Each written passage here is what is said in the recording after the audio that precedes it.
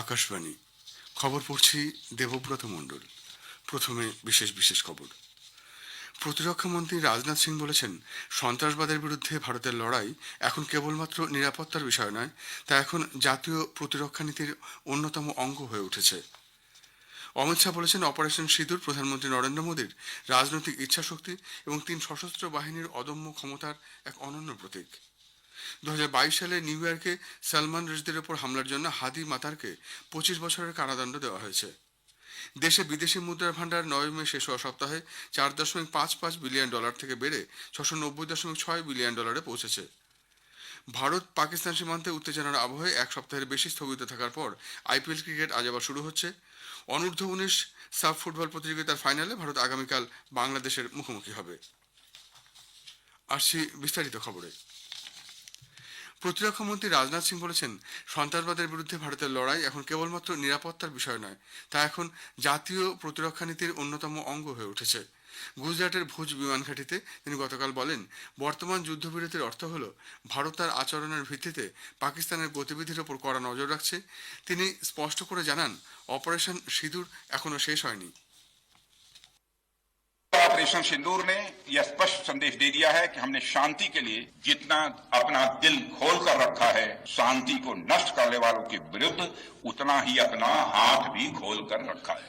एक और बात मैं यहाँ साफ कहना चाहूंगा कि ऑपरेशन सिंदूर अभी खत्म नहीं हुआ है। जो कुछ भी हुआ है वह सिर्फ एक ट्रेलर मात्र था।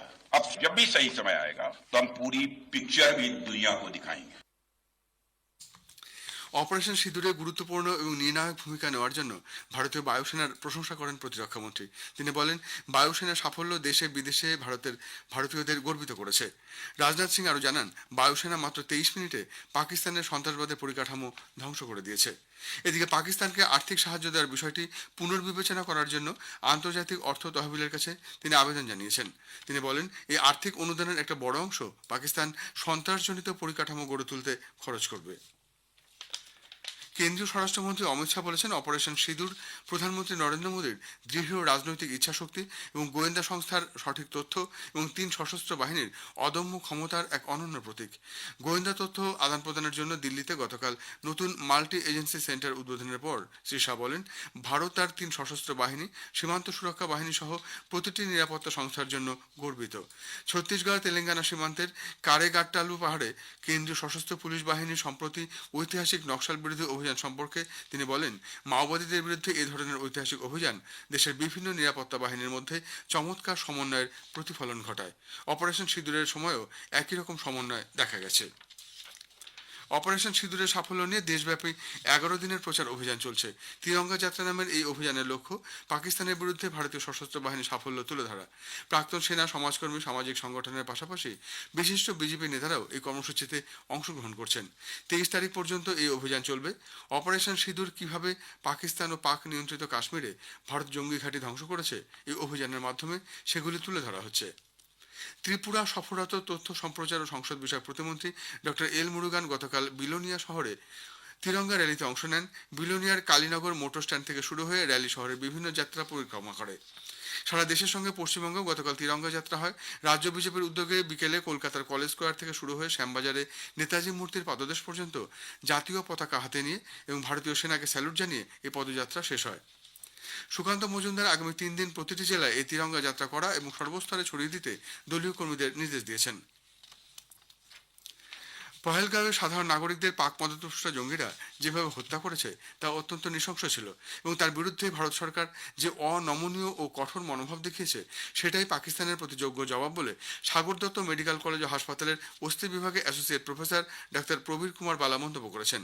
আকাশবাণীকে তিনি বলেন, অপারেশন সিঁদুরের মাধ্যমে আত্মনির্ভর ভারতকেই প্রত্যক্ষ করেছে সারা পৃথিবী।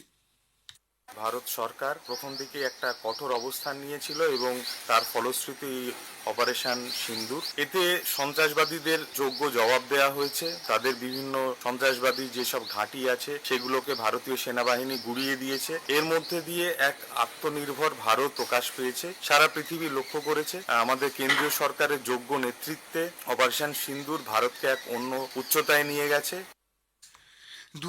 সালে নিউ ইয়র্কের একটি সাংস্কৃতিক অনুষ্ঠান স্থলে লেখক সলমান রুশদির ওপর হামলার জন্য হাদি মাতারকে 25 বছরের কারাদণ্ড দেওয়া হয়েছে। 27 বছর বয়সী হাদি মাতার এই হামলায় রুশদির একটি চোখ অন্ধ হয়ে যায়। এছাড়াও অনুষ্ঠানের পরিচালকের ওপর আক্রমণ করার জন্য তাকে আলাদাভাবে 7 বছরের কারাদণ্ড দেওয়া হয়েছে। যদিও রুশদি শাস্তি ঘোষণার সময় উপস্থিত ছিলেন না, তিনি একটি লিখিত বিবৃতি জমা দিয়েছিলেন।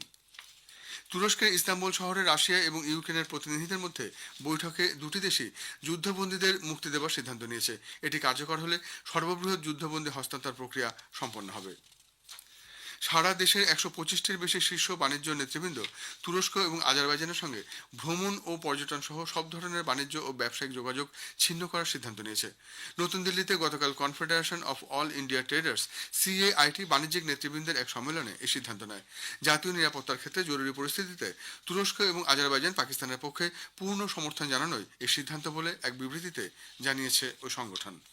খবর শুনছেন আকাশবাণী থেকে।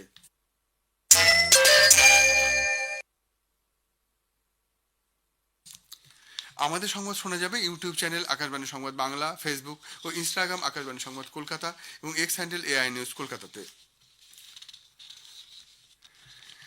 দেশে বিদেশি মুদ্রার ভান্ডার নবমে শেষ হওয়া সপ্তাহে $4.55 বিলিয়ন থেকে বেড়ে $690.6 বিলিয়ন পৌঁছেছে।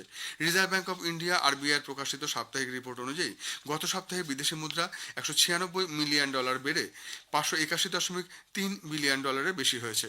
সোনার ভান্ডার $4.5 বিলিয়ন থেকে বেড়ে $86.33 বিলিয়ন পৌঁছেছে।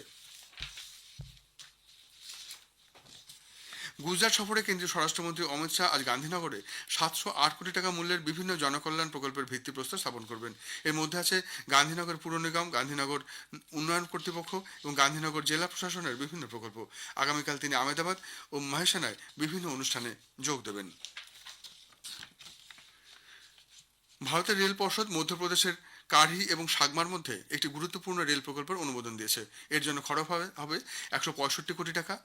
এটি মধ্যপ্রদেশের রেল পরিকাঠামোকে শক্তিশালী করবে। পশ্চিম মধ্য রেলের অধীন প্রস্তাবিত এই প্রকল্পটি হবে 5.31 কিলোমিটার দীর্ঘ। রাষ্ট্রপতি দ্রৌপদী মুর্মু গতকাল নতুন দিল্লিতে একটি অনুষ্ঠানে সংস্কৃত পণ্ডিত জগৎগুরু রাম ভদ্রাচার্যকে 58তম জ্ঞানপীঠ পুরস্কার প্রদান করেছেন। জগৎগুরু রাম ভদ্রাচার্য এবং প্রখ্যাত উর্দু কবি ও গীতিকার গুলজারকে 2023 সালের এই পুরস্কারের জন্য নির্বাচিত করা হয়। সাহিত্যের ক্ষেত্রে অসামান্য অবদানের জন্য এই দুই সাহিত্যিককে এই পুরস্কারে সম্মানিত করা হয়। ভারত পাকিস্তান সীমান্তে উত্তেজনার আবহে এক সপ্তাহের বেশি স্থগিত থাকার পর IPL ক্রিকেট আজ আবার শুরু হচ্ছে। দ্বিতীয় পর্যায়ে প্রথম ম্যাচে আজ বেঙ্গালুরুর চিন্নাস্বামী স্টেডিয়ামে কলকাতার night Riders royal Challengers Bengaluru মুখোমুখি হবে। খেলা শুরু হবে সন্ধে 7:30টায়। 11 ম্যাচে 16 পয়েন্ট সংগ্রহ করে RCB লিগ তালিকায় দ্বিতীয় স্থানে রয়েছে। 12 ম্যাচে 11 পয়েন্ট সংগ্রহ করে কলকাতার স্থান ষষ্ঠ। চোটের কারণে RCB দলে নেই দেবদত্ত পাডিক্কাল। এদিকে ইডেন থেকে IPL ক্রিকেটের ফাইনাল সরে যাওয়ার সম্ভাবনায় কলকাতার ক্রিকেট প্রেমীরা হতাশ। এক শ্রেণী দর্শক গতকাল ইডেনের সামনে বিক্ষোভ প্রদর্শন করেন। আসন্ন ইংল্যান্ড সফরে টেস্ট ক্রিকেট সিরিজের প্রস্তুতি হিসেবে দুটি 4 দিনের ম্যাচের জন্য ভারতের এ দল ঘোষিত হয়েছে। ইংল্যান্ড লায়ন্সের বিরুদ্ধে ভারতীয় এ দল এই দুটি ম্যাচ খেলবে। দলের নেতৃত্ব দিচ্ছেন বাংলা রঞ্জি দলের সদস্য অভিমন্যু ঈশ্বরন। ভারত অনূর্ধ্ব 19 সাব ফুটবল প্রতিযোগিতার ফাইনালে উঠেছে। অরুণাচল প্রদেশের ইউপিআই গতকাল দ্বিতীয় সেমিফাইনালে তারা 3-1 গোলে মালদ্বীপকে হারিয়ে দেয়। গোল করেন মেইতেই লাইশ রাম, ওমাং দদুম এবং প্রশান্ত জাজো। আগামীকাল ফাইনালে ভারত বাংলাদেশের মুখোমুখি হবে। ইউপিআই গোল্ডেন জুবিলি স্টেডিয়ামে খেলা শুরু হবে সন্ধ্যে 7টায়। প্রথম সেমিফাইনালে বাংলাদেশ 2-1 গোলে নেপালকে হারিয়ে দিয়েছিল। জ্যাভলিনে দুবারের অলিম্পিক পদকজয়ী বর্তমান বিশ্ব চ্যাম্পিয়ন ভারতের নীরজ চোপড়া কাতারের দোহায় ডায়মন্ড লিগ ম্যাচে দ্বিতীয় স্থান দখল করেছেন। 90.23 মিটারের রেকর্ড দূরত্বে বর্ষা নিক্ষেপ সত্ত্বেও নীরজকে জার্মানির জুলিয়ান ওয়েবার পেছনে ফেলে দেন। জুলিয়ান বর্ষা নিক্ষেপ করেন 91.06 মিটার দূরত্বে। উল্লেখ্য, তার খেলোয়াড় জীবনে নীরজ এই প্রথম 90 মিটারের বেশি দূরত্বে বর্ষা ছুড়লেন। ভারতের প্রজ্ঞানন্দা সুপারবেট চেস ক্লাসিক খেতাব জিতেছেন। রোমানিয়ার বুখারেস্টে তিনি আলী রেজা ফিরোজা এবং ম্যাক্সিম ভাচিয়ের লাগরেভের বিরুদ্ধে এক উত্তেজনাপূর্ণ টাইব্রেকারের পর জয়লাভ করেন। শেষ করার আগে বিশেষ খবর আরেকবার। প্রতিরক্ষা মন্ত্রী রাজনাথ সিং বলেছেন, সন্ত্রাসবাদের বিরুদ্ধে ভারতের লড়াই এখন কেবলমাত্র নিরাপত্তার বিষয় নয়, তা এখন জাতীয় প্রতিরক্ষা নীতির অন্যতম অঙ্গ হয়ে উঠেছে। 2022 সালে নিউ ইয়র্কে সলমান রুশদির ওপর হামলার জন্য হাদি মাতারকে 25 বছরের কারাদণ্ড দেওয়া হয়েছে। খবর এখনকার মতো এই পর্যন্ত।